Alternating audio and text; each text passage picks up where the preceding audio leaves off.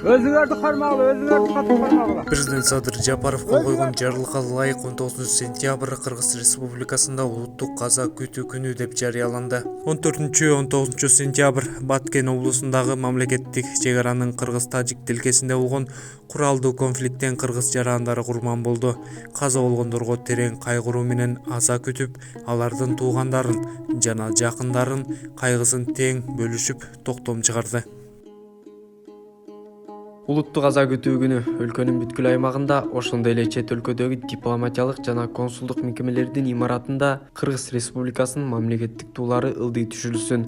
Маданият мекемелеринде жана телерадио компанияларында улуттук аза күтүү күнү оюн-зоок иш-чаралары жана берүүлөр токтотуу сунушталсын.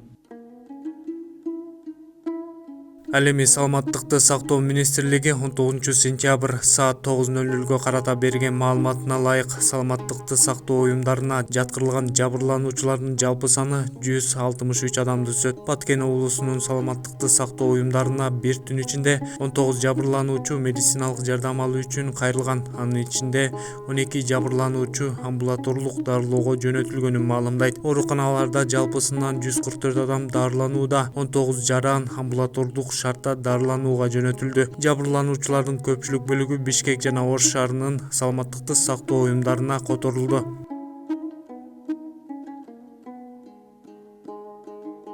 Жалпысынан Баткен облусунда куралдуу кагылыштан каза болгондордун жалпы саны 59 адамды түзөт. Алардын арасында өспүрүмдөр да бар. Президент Садыр Жапаров бүгүн 19 сентябрь Кыргыз-тажик чек арасында куралдуу конфликтке байланыштуу Кыргызстандын элине кайрылуу жасады. Анда өз сөзүндө каза болгон жарандардын жакындарына көңүл айтты. Кадырман калайык журтум, кымбаттуу мекендештер. Ата журттун башына кыйынчылык келсе, бир муштумдай бириккен, бийик наркы бар эл экенибизди ар дайым далилдеп келатабыз. Манас атабыздын каныбыз менен бирге айланып турганда, биздин элдин бул наркын эч ким буза албайт. Ата журттун башына күн түссө, ынтымак менен биримдиктин күчү кандай болорун ааламга сездире алдык. Мекенчегин коргоо ары жооптуу, ары сыймыктуу ыйык милдет. Ошентсе да, эр жигиттерибиз эл жеринин чегин коргоп жатып, кандары забын болгонуна ар бирибиздин жүрөгүбүз сыздап турат. Курман болгон жоокерлерибизди жарык дүйнөгө алып келип, кыргыз жерин жанындай сүйүп, ага өмүрүн берүүгө даяр кылып тарбиялап өстүргөн энелерге айтарым: сиздер чыныгы баатыр уулдарды төрөгөн экенсиздер. Сиздерге башым тийип таазим кылам.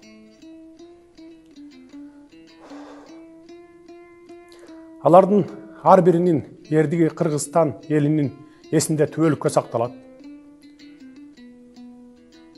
Мекенчегин коргоп, курман болгон ар бир жоокердин ата-энелери менен жакындарына терең кайгыруу менен көңүл айтам. Кайрат кылыңыздар. Мекенчегинде курман болгон жоокерлердин тизмеси: Сулайманов Мухтарбек Мырзакеевич, Турсунбаев Эрлан Нурадинович, Жаныбек Якубов,